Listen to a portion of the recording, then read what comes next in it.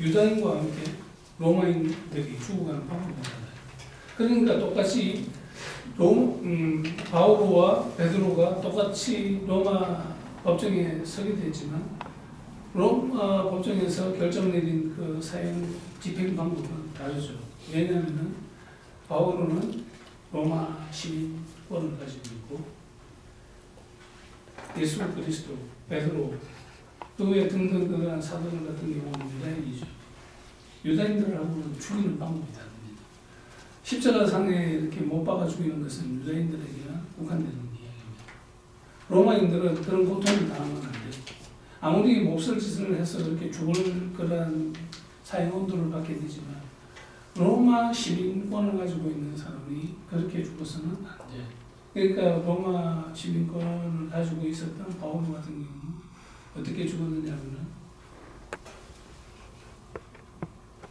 이만한 높이의 단두대에 목을 얹고 거기에서 바오로 목을 툭 치니까 로마 여러분들 가보셨습니까? 바오로 기념성당? 예? 거기 가니까 tre pontatis, tre, uno, due, tre, quattro, cinque 이렇게 tre, 세 개, tre pontatis, 세 개의 우물이 목이 잘렸는데 그냥 잘린 대로 그대로 이렇게 있었지 않고 잘린 목이 퉁 떨어져서 여기에 또 한 번 더 여기 또 한 번 더 저기 그래서 그 세 군데 퉁퉁퉁 했던 그것에서 우물이 생겨났다고 그러지 않습니까? 그래서 우노들을 본타티스 디 바울레노 하면 이태리 말로 그 바울로의 그 우물 세계라고 그렇게 얘기를 하는데 하여튼 그렇게 죽었는데 유다인들 같은 경우는 고통스럽게 죽여야 돼요. 그냥 단칼에 베어버리면은 아무런 고통이 없잖아. 그러니까 고통스럽게 죽이게 하기 위한 사형 집행 방법으로 개발해낸 것들이 뭐냐면 십자가에 못 박혀 죽는 거죠. 근데 오늘 우리가 그걸 쓰고 있는 그 모습을 이렇게 쳐다봤던 군중들 자기들도 눈이 있으니까 다 쳐다봤을 거 아닙니까? 쳐다봤던 그 사람들이 저거 이러다가 나도 죽는 거 아니야? 그 하나를 물러서고 도망가기 시작합니다. 그러니까 결국에는 거기에 남았던 것은 예수 그리스도와 그 여인이 그렇게 남게 됐던 거죠. 어찌 보면은 예수와 그 여인이 남았던 것이 아니라 하나님의 자비와 사랑이 그 자리에 남아있었던 거죠.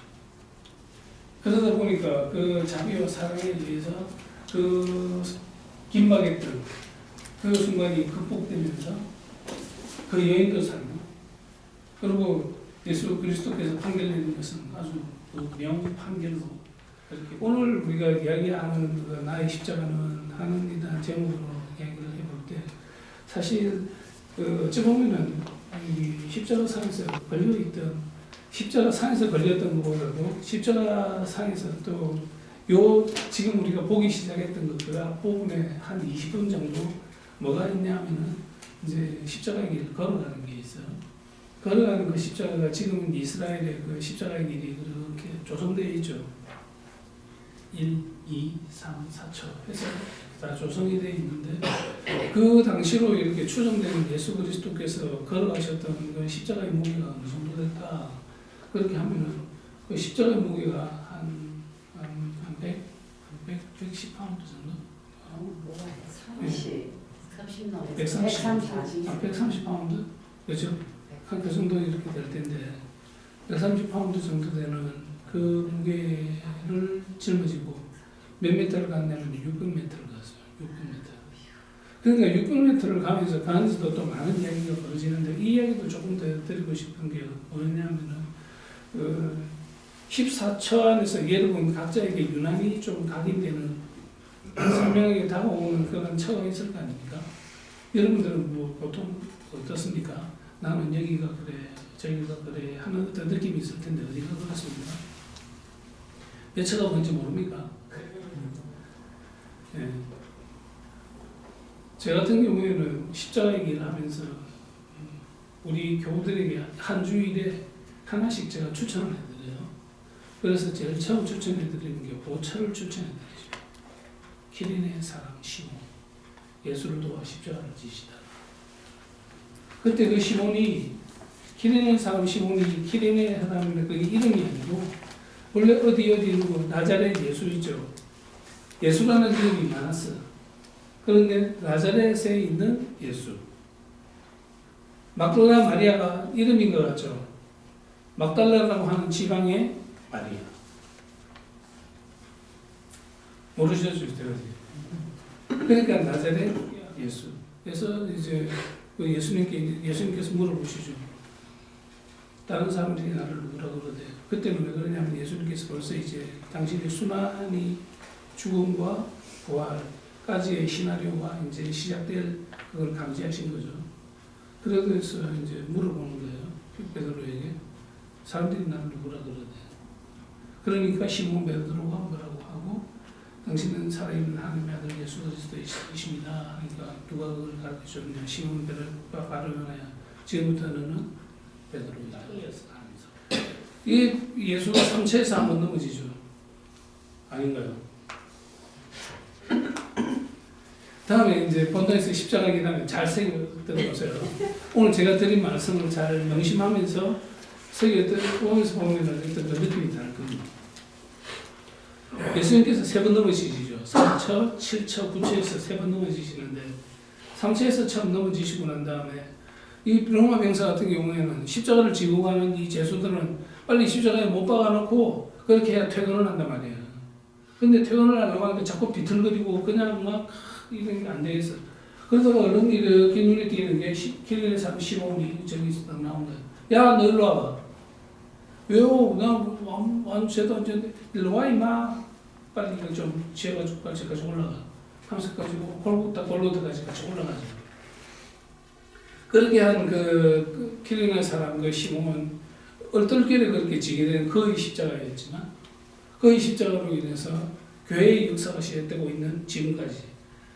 그리고 이 교회의 역사가 계속 이어져 나갈 앞으로까지도 계속 우리 이름에서 이 시기만 되면은 십자가의 길을 할 때 제5처에서 누구든지 그를 만날 거다가 아닙니다. 그러니까 여러분도 어떻게 보면 나의 십자가는 뭐지 하는 물론 생각을 해보셔야죠. 그렇게 하시면서 내가 갖고 있던 그 십자가가 어떤 십자가인가.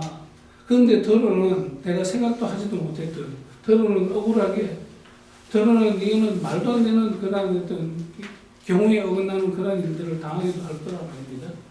그러면 그런 상황에서 우리는 이제 예수 그리스도께서 그렇게 지고 가셨던 그 중에서 5처를 우리는 묵상해 내면 좋을 것 같습니다.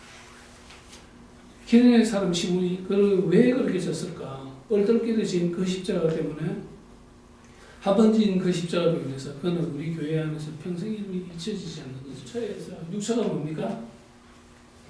그렇죠. 배우니까 예수님 얼굴을 닦아드리는 거죠. 피땀 흘린 그 얼굴을 닦아드리는 건데 어찌 보면은 그 제6처에 대한 그 전성이 뭐냐면은 그냥 우리는 배우니까 성녀라고 그냥 뭐 그 정도만 이렇게 알고 이렇게 있는데 12년 동안 하일병을 앓았던 혈류증을 가지고 있었던 그 여인이 베로니카 성녀였을 것이다 라고 하는 거죠. 그러니까 예수 그리스도께서 공생을 하시는 그 시간 동안에 혈루증을 앓고 있던 그 여인을 만났어요. 그 여인의 이름이 베로니카예요. 그런데 그 여인의 그런 병을 별별 약이나 별별 의사 뭐 다 쳐보고 했는데 돈도 시간도 뭐 다 그렇게 드리고 이렇게 했는데 고쳐지지가 않았어요. 근데 예수 그리스도를 위해서 그걸 나았단 말입니다. 그 은혜를 그녀는 알고 있었던 거죠. 그런 차에 예수 그리스도의 그 십자가의 길을 그녀는 들었고 가는 길에 함께 동행을 하면서 그러면서 지치고 넘어지고 이렇게 하는 그 예수 그리스도의 피땀 흘리는 그 모습을 보니까 너무 안타까운 마음에 자기가 가지고 있던 수금을 닦아드리는 거예요. 그렇게 닦아드리니까 그 닦아드린 그 안에 예수 그리스도께서는 그 얼굴로 그 모습으로 그대로 이렇게 보답을 하시죠. 그게 그 6처에 그렇게 나와 있지 않습니다. 그래서 저는 5처와 6처를 그렇게 6처는 둘째 주에 그렇게 소개를 해드리고 그 다음에 세 번째에는 3처, 7처, 9처를 제가 소개시켜드려요.